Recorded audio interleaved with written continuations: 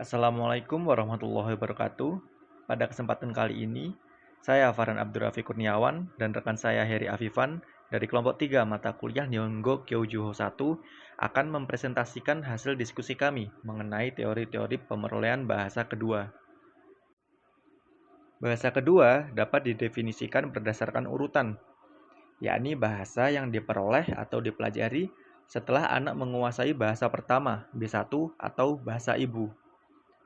Pemerolehan bahasa sebagaimana pembelajaran bahasa pun dapat dilihat dari beberapa teori, yakni teori akulturasi, teori akomodasi, teori wacana, teori monitor, teori kompetensi, teori hipotesis universal, dan teori neurofungsional. Yang pertama ada teori akulturasi.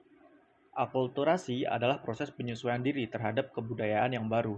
Di sini dapat juga diartikan akulturasi ditentukan oleh jarak sosial dan jarak psikologis antara pelajar dengan budaya bahasa sasaran atau B2. Dalam teori ini, akulturasi dianggap penting karena bahasa dipandang sebagai ungkapan budaya yang relevan terhadap penilaian antar masyarakat. Bagaimana pandangan secara sosial dan psikologis pembelajar kepada masyarakat dan budaya bahasa sasaran atau B2.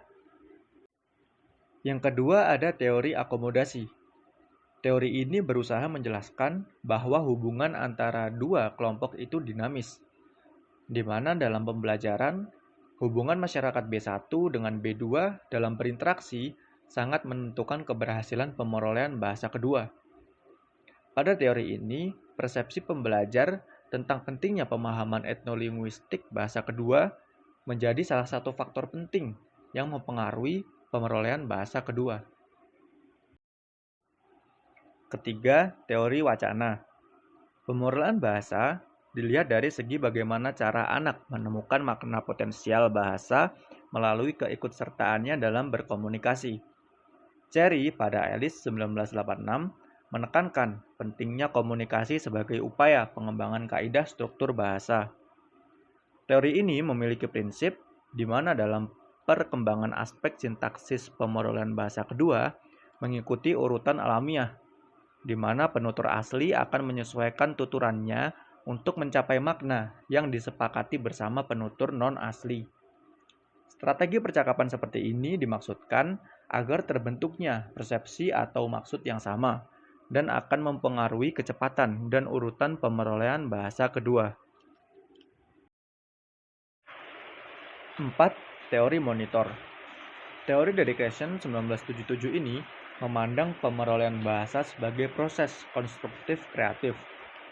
Monitor dimaksud sebagai konstruksi dalam berbahasa. Teori ini memiliki 5 hipotesis yang digunakan sebagai poin atau indikator pembelajaran bahasa kedua, yakni hipotesis pemerolehan pembelajaran, hipotesis urutan alamiah, hipotesis monitor, hipotesis masukan, dan hipotesis saringan efektif. Kemudian yang kelima, yaitu teori kompetensi variabel. Teori ini melihat bahwa pemerolehan B2 atau bahasa kedua dapat direfleksikan dan bagaimana bahasa itu digunakan. Produk bahasa terdiri atas produk terencana, seperti menuturkan cerita atau dialog, dan tidak terencana, seperti percakapan sehari-hari. Model kompetensi variabel mengemukakan prinsip-prinsip sebagai berikut. Yang pertama, anak memiliki alat penyimpanan yang berisi bahasa antara. Penyimpanan ini akan aktif jika dieksploitasi untuk berlatih.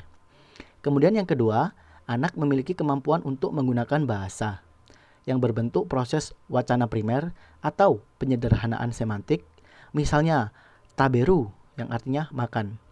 Kemudian wacana sekunder atau penyuntingan performansi bahasa.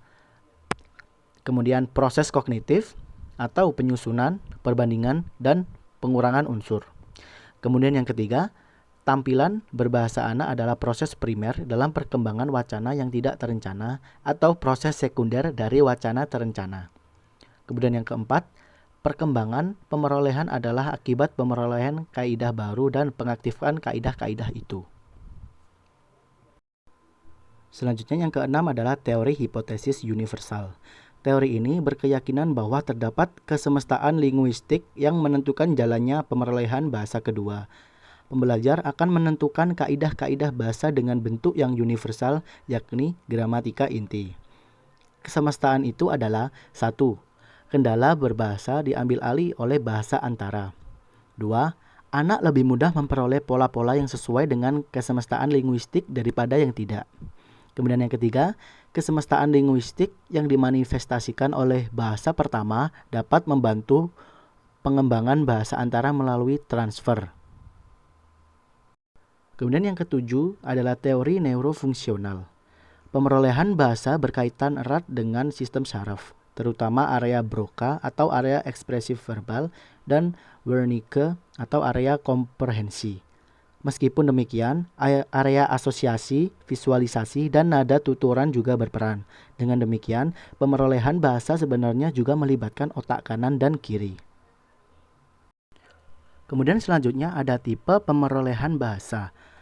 Ellis menyebutkan bahwa ada dua tipe pemerolehan bahasa, yaitu tipe naturalistik dan tipe formal. Yang pertama yaitu tipe naturalistik. Tipe ini bersifat alamiah, tanpa guru dan tanpa kesengajaan. Hal ini disebabkan karena manusia adalah makhluk sosial yang tidak akan mungkin bisa dilepaskan dari lingkungan sekitarnya. Dewasa ini, lingkungan yang heterogen sangatlah berpengaruh terhadap pemerolehan bahasa kedua seseorang, baik dewasa dan terutama anak-anak. Misalnya, awalnya seorang mahasiswa ini tidak mengerti sama sekali dengan bahasa Jepang. Tetapi setelah ia bergaul dan bercengkramah dengan teman-temannya yang menyukai Jepangan, akhirnya ia mulai familiar dengan bahasa Jepang. Hal ini jauh berbeda dengan tipe formal yang sifatnya non-alamiah yang memang sengaja dipersiapkan sebagai pendukung pembelajaran. Walaupun menurut logika, seharusnya bisa menghasilkan penguasaan bahasa secara lebih cepat dan sempurna, namun pada kenyataannya, cara pemerolehan bahasa tipe ini kurang bisa memuaskan. Hal ini dikarenakan beberapa hal antara lain disiplin guru dan pembelajar yang kurang tinggi, sehingga hasil yang diperoleh juga kurang memuaskan. Sekian presentasi dari kelompok kami. Apabila ada kesalahan, kami mohon maaf. Terima kasih dan wassalamualaikum warahmatullahi wabarakatuh.